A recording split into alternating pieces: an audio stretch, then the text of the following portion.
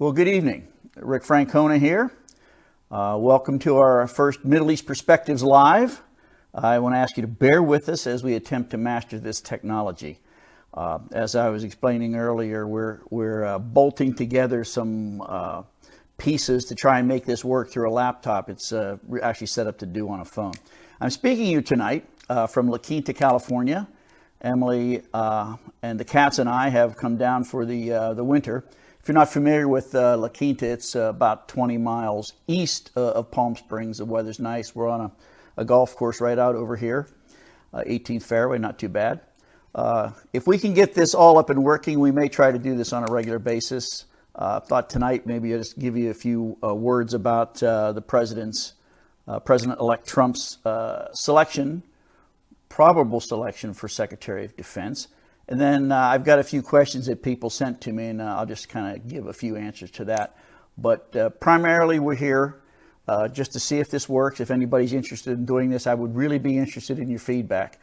If everybody says, this is not worth my time, or you talk too much, just write it down and send it to me. That's fine. A couple of admin notes while we're talking about Middle East perspectives. If you'd like to subscribe to the articles that I write, it's real easy to do. Just go over to the blog. There's a link to it virtually everywhere. On the Facebook page, you can just hit sign up. Or if you prefer, go to rickfrancona.com, and over on the right, there's a little subscribe button. That would be right underneath the donate to our cause button. If you want to help us with purchasing some of this technology, that'd be great too. But everything's free. And all I ask is that you be polite when you send me the death threats. Okay, we also have a Twitter feed, and if you're on Twitter, please go over there and follow me. It's kind of an ego thing. How many followers do you have? And I just saw that Wolf Blitzer just went over 1 million followers. I'm not quite there yet, but you guys could help. Just go over there and follow me on Twitter. Interesting how I got started on Twitter. I kind of came late to the game when I first went back to CNN. I was in Washington, and they said, as I was doing my processing, getting your badge and all that, and they said, "Well, what's your Twitter handle?" And I looked at them, kind of said, "Well, I don't toot or tweet or twit or whatever you do."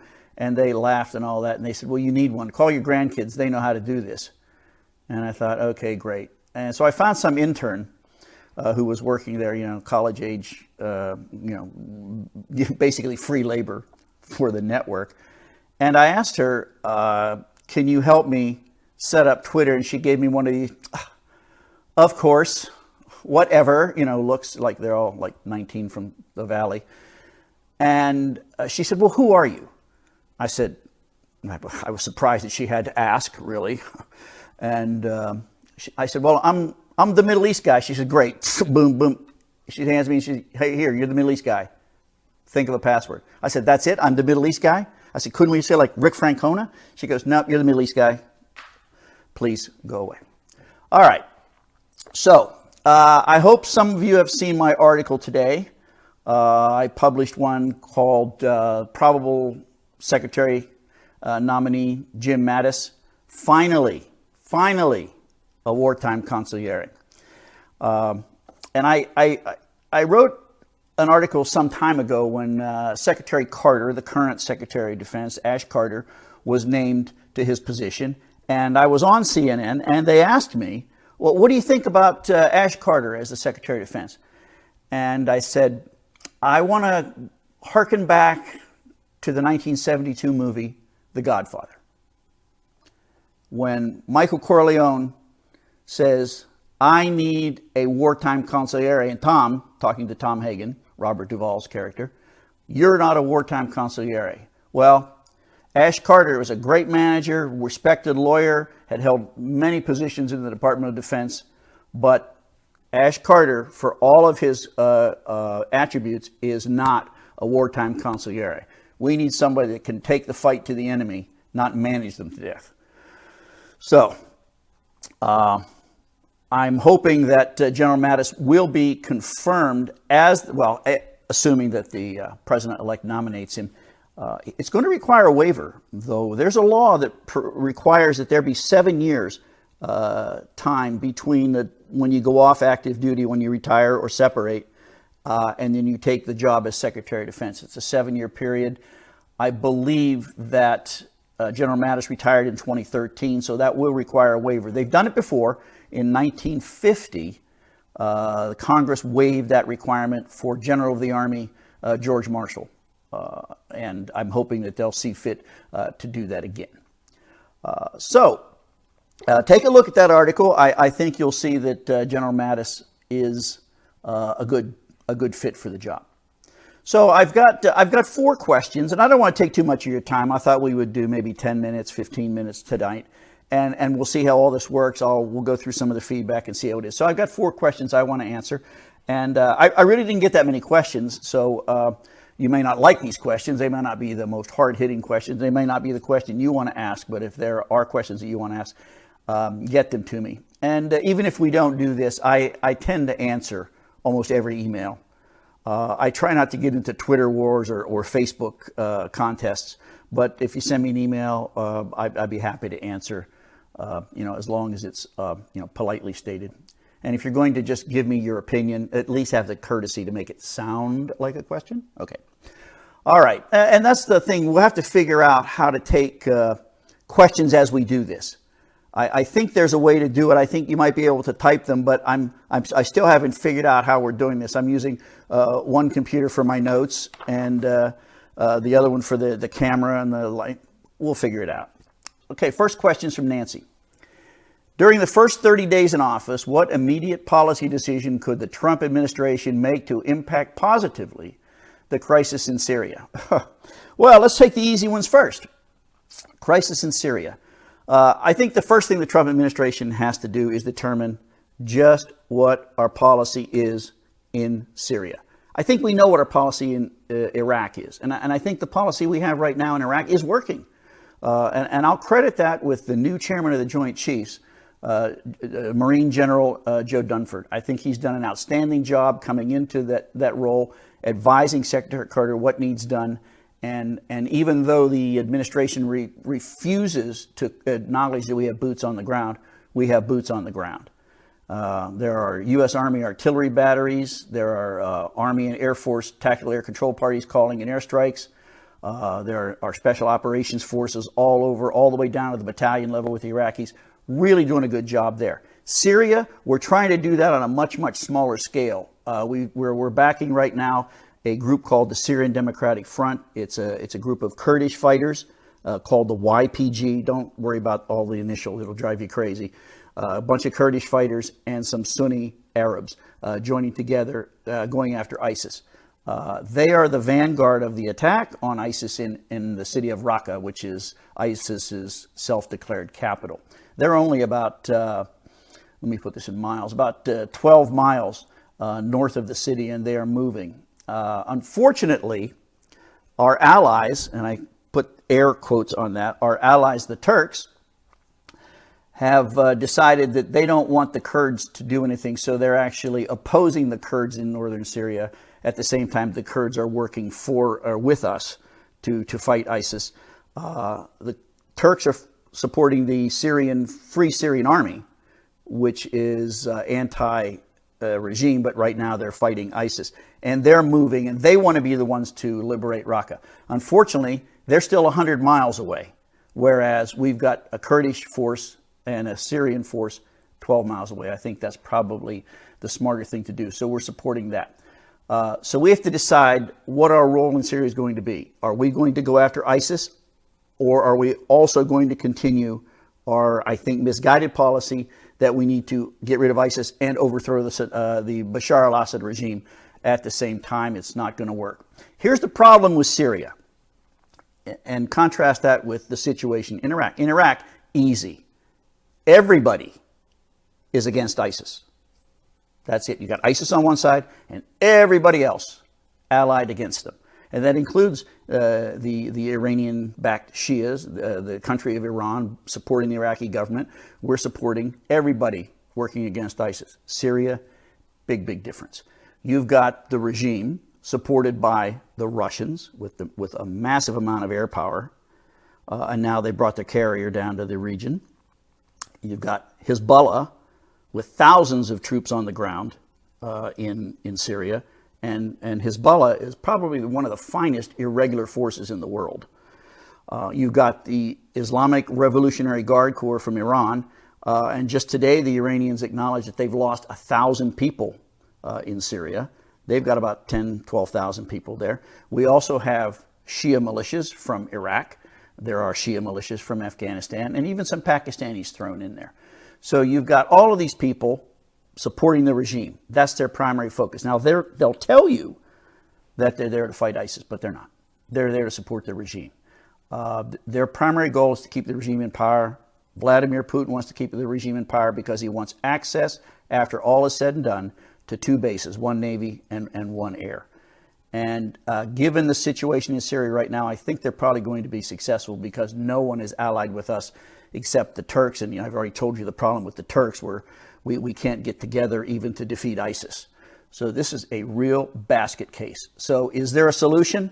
If there is, I don't have it. One thing, and I think Mr. Trump might be leaning this way, is that we have got to back away from regime change in Syria, as much as I hate to say that, because as you know, Emily and I lived in Damascus. I was the air attaché at the embassy, and we saw how that Ba'ath Party government really oppresses the people.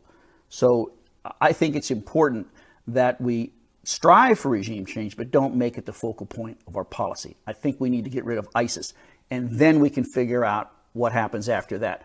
Everybody wants to have a political solution. Mr. Kerry has tried and failed on numerous occasions. It's right now too hard to do. Maybe in the future. The problem is, if the Russians, Hezbollah, Iran, and Iraq are successful in propping up the regime of Bashar al-Assad, what impetus, what motivation is there for Bashar al-Assad to sit down and talk about a political solution that ends with him leaving power? So I think we need to sit down and have a hard look at what our policy is, what we really want to accomplish. And I think we're going to come out with we all need to get together and fight ISIS. And that's why you hear all this really misplaced rhetoric in the media about Mr. Trump thinking that Putin is a wonderful guy. Putin's not a wonderful guy, but he can be a useful ally. I mean, my God, we worked with Joseph Stalin in World War II, and Stalin, much worse than Vladimir Putin. So, long answer, short question, sorry. So, figure out what our policy is going to be. Next question is from Don. I don't think that's Don Trump. So, say, within the first 100 days, what specific Trump policy decision would make our fight against against ISIS more effective? Well, I think the most important thing to do would be to instruct whoever the new Secretary of Defense is that the rules of engagement have changed. The mission is to go out and kill ISIS. Find them, hunt them down, and kill them. Take the gloves off. Take the handcuffs off. I have friends and former colleagues who are still involved in the fight, and they send me repeatedly stories of how they have valid targets that are ISIS targets, and they are prohibited from engaging them because this administration is so adverse to any civilian casualties. No one wants to kill innocent people. Everybody wants to limit civilian casualties, but the standard of warfare is to take every effort you can to prevent civilian casualties, but it doesn't say there's not going to be any. I think everybody understands that when you start dropping weapons onto cities, you're going to kill innocent people. That's just the nature of warfare. And of course, with the media scrutinizing everything, and that's good, that's the role of the media, hold the government accountable. But I think back to the histories that one reads of World War II and how that war was fought. We would never be able to do that today with the news organizations right there. And maybe that's good, maybe that's bad. I'll let you decide that.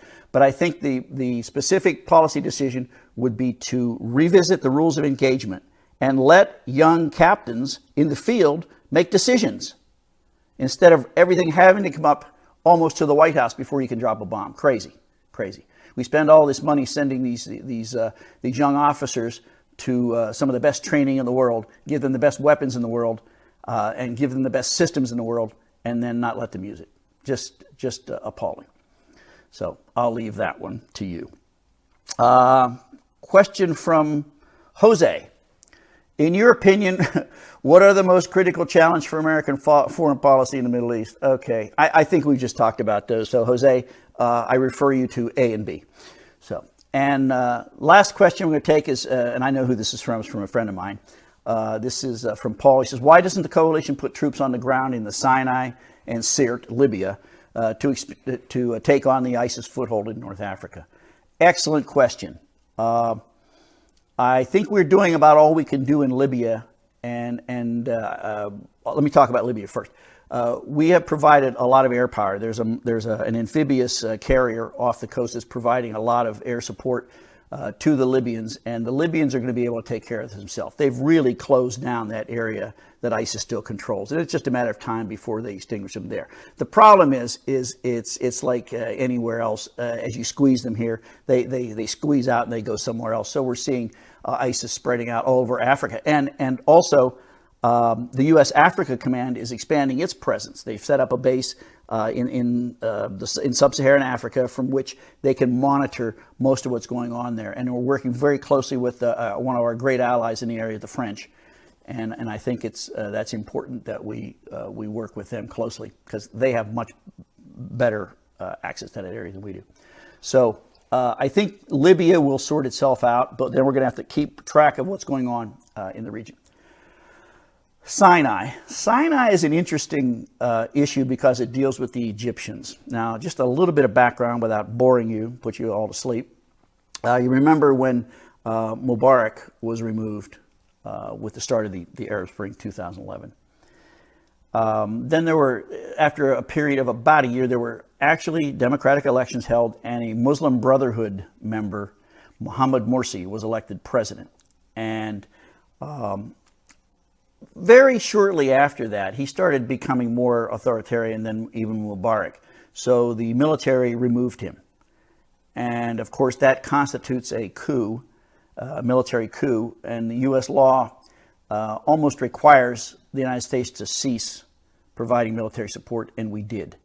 The president could have waived that, and I wish he had of. So what you've got is the Egyptian army in Sinai fighting an ISIS-inspired, now an ISIS affiliate revolution.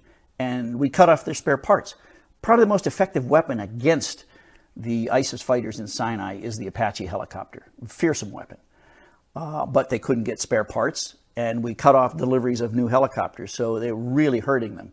I think that was just an absolute mistake on our part. I think we have rectified that situation.